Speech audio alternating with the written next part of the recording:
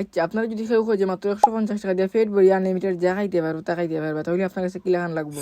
তাও আবার আপনার ইচ্ছা মতো ফাঁকির মাংস দিয়া। ভিডিওর মাঝে দেখাইম আমি 150 টাকা দিয়ে কোন জায়গা থেকে গিয়ে খাইয়ে আইলাম। হ্যালো গাইজ, আসসালামু আলাইকুম। কি তো অবস্থা আপনারা? আশা করি সব ভালো আছেন।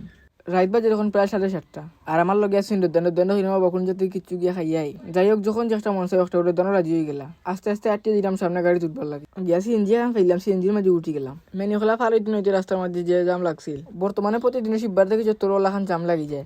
এমনিও বার থেকে বাড়িতে লেট হয়ে গেছে, আর এখন যদি জামও আঁকটিতে তো আরো সময় লস হয়ে যাব। সিএনজিতে কিনা আমি আটাও শুরু করলাম। চত্বরের বউ তাকে আমরা নামি গেছি। বাক্কা জায়গা আটিয়ে আমরা যাওয়া লাগবো। আমরা লাখান আরো মানুষ নামি আটিয়া যাইরা হুমান চিত্তরা যেত দেখি এই জায়গাতে আরো বেশি জাম। আর এই জামা মাঝে গাড়ি পাওয়া কঠিন ব্যাপার, আর গাড়ি পাইলে ওই জামা মাঝে আটকে খেয়ে থাকতো। আটিয়া উড়বো না দিলে এলাম সুবানীঘাট পয়েন্ট যাইবার লাগে। আর 8টার সময় মনে মনে হইলাম এই জাম দেখা যে ইলাখান যদি আমরা গাড়ির মাঝে থামতো তখন মাঝে আজকে রাত খাইতে গেল। সুবানীঘাটে বাসের লাগে অপেক্ষা করাম। বাস মূলত জামা মাঝে আটকে আছে। আধা ঘন্টার মতন উবাইতে বাস আইলো। বাস দিয়া কোন জায়গায় মাঝে ইরাম একটু পরেও হইলাম। পুরো টাইম মতো বাসও স্টার্ট দিলাই। কত সময় পরে ব্রেক মারে মানুষ করলাম আয়ার তুলে। আমরা যে জায়গায় জিগামি জায়গা মূলত গেট লোক বাস থামে না, এর দেয় লোকাল বাসের মাঝে উঠা। আপনারা লগে মারতে মারতে আমরা গন্তব্যস্থল আইছি। গাড়িতে কিনে আমি গেলাম, অনকে বাকি জায়গায় আটিয়ে যেতে হইব।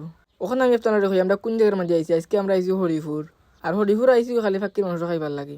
আইসি যখন একটা ভিডিও বানানি যে এই কারণে ভিডিওটা করা।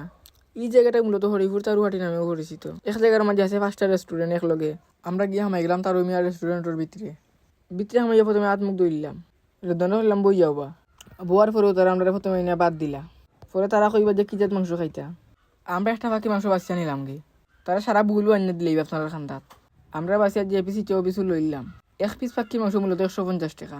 আর লোকে তো আছে জুল ভাত আর ডাইল আনলিমিটেড। আপনারা যা ইচ্ছা তাও ফেট পড়িয়া খাইতে পারবো। খাওয়া শেষ করিয়া আমরা বার হয়ে গেলাম। তো আজকে ভিডিওটা আমার তো অন্তত আসিল।